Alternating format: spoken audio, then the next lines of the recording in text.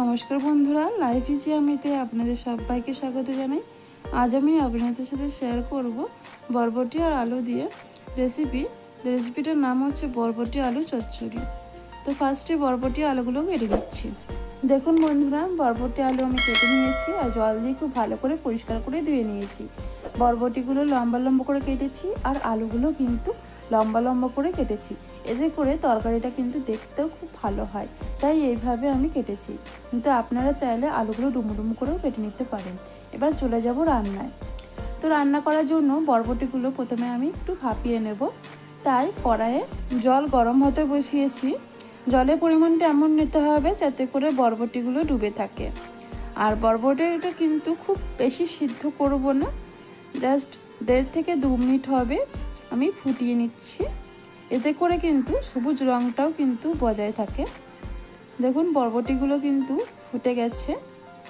আমি 1.5 থেকে 2 মিনিট জলটা ফুটিয়ে নেব। 1.5 থেকে 2 মিনিট ফোটানো হয়ে গেছে। আমি এবার বরবটিগুলো জল ছেঁকে তুলে নিচ্ছি। খুব বেশি সিদ্ধ করলে কিন্তু এই তরকারির টেস্টটা কিন্তু একদমই ভালো হবে না। বরবটিগুলো কিন্তু ছাকা কমপ্লিট। এবার আমি এতে অল্প পরিমাণে ঠান্ডা জল দিয়ে দেবো, এতে করে বরবটির রঙটা কিন্তু বজায় থাকবে। এবার রান্নাটা করে নেব। তাই কড়াইয়ে আমি সরষের তেল দিয়ে দিলাম অল্প পরিমাণ। বা সরষের তেলটা খানিক গরম করে আমি এখানে দিয়ে দেবো 1 চামচ গোটা জিরে ফোড়ন। জিরেটা লাল লাল হয়ে গেলে আমি এখানে দিয়ে দিলাম 7-8টার মতো রসুন কুচি। আপনারা চাইলে এখানে রসুনটা থেতো করেও দিতে পারেন, কিন্তু কোনোভাবেই রসুন কিন্তু বেটে দেওয়া যাবে না। রসুনটা দিয়ে খানিকক্ষণ আমি ভেজে নেব, তাতে করে রসুনের কাঁচা গন্ধটা চলে যায়। এরপর দিয়ে দিলাম একটা গোটা পেঁয়াজ। পেঁয়াজটা আমি লম্বা লম্বা করে কেটে রেখেছি। এই পেঁয়াজটা দিয়ে আমি খানিকক্ষণ ভেজে নেব, তবে পেঁয়াজটা কিন্তু খুব লাল করে ভাজা চলবে না। পেঁয়াজ কিছুক্ষণ ভাজার পর যে আলুগুলো কেটে রেখেছিলাম সেইগুলো আমি দিয়ে দিলাম। এবার পেঁয়াজের সাথে আলু খুব ভালো করে ভেজে নেব, লাল লাল করে ভেজে নিচ্ছি। এই কারণেই পেঁয়াজ কিন্তু আগে থেকে লাল করে ভেজে নেওয়া যাবে না। এবার পেঁয়াজের সাথে আলু আমি লাল লাল করে ভেজে নিচ্ছি। ভাজতে ভাজতে এখানে আমি দিয়ে দিলাম সামান্য পরিমাণ নুন। নুন দেওয়ার পর এটা খুব ভালো করে ভেজে নেব। আলু আর পেঁয়াজ খুব ভালো করে ভাজা হয়ে গেছে। এবার এখানে আমি দিয়ে দিচ্ছি রেগুলার কিছু গুঁড়ো মশলা। গুঁড়ো মশলার মধ্যে দিয়েছি 1/2 চামচ জিরে গুঁড়ো, ধনে গুঁড়ো, কাশ্মীরি লঙ্কা গুঁড়ো, লাল লঙ্কার গুঁড়ো, আর দিয়েছি 1/2 চামচ হলুদ গুঁড়ো। গুঁড়ো মশলা দিয়ে এটা 1 থেকে 1.5 মিনিটের মতো আমি কষিয়ে নিচ্ছি। 1 থেকে 1.5 মিনিট কষানো হয়ে গেছে। এবার দিয়ে দেবো এখানে সামান্য পরিমাণ জল। জল দিয়ে এটা 3 থেকে 4 মিনিটের মতো আমি খুব ভালো করে কষিয়ে নিচ্ছি। দেখুন খুব ভালো করে কিন্তু মশলাটা কষানো হয়ে গেছে।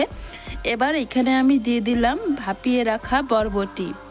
ভাপিয়ে রাখা বরবটিগুলো সব আমি এখানে দিয়েছি। এবার বরবটির সাথে আলু খুব ভালো করে কষিয়ে নেব। প্রায় 5-6 মিনিটের মতো কিন্তু এটা কষিয়ে নিতে হবে। কষাতে কষাতে এখানে আমি দিয়ে দেবো সামান্য পরিমাণ নুন।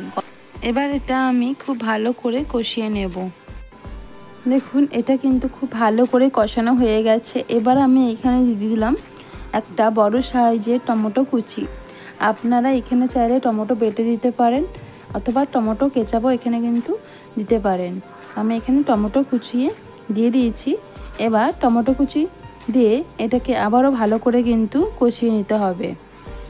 এবার এটা কষিয়ে নিতে হবে, কিন্তু ঢাকা দিয়ে দিয়ে কষাতে হবে। এভাবে ঢাকা দিয়ে বারে বারে ঢাকা খুলে কিন্তু নেড়ে দিতে হবে। তো আমি ঢাকা দিয়ে দিয়ে এটা 6-7 মিনিটের মতো কষিয়ে নিয়েছি।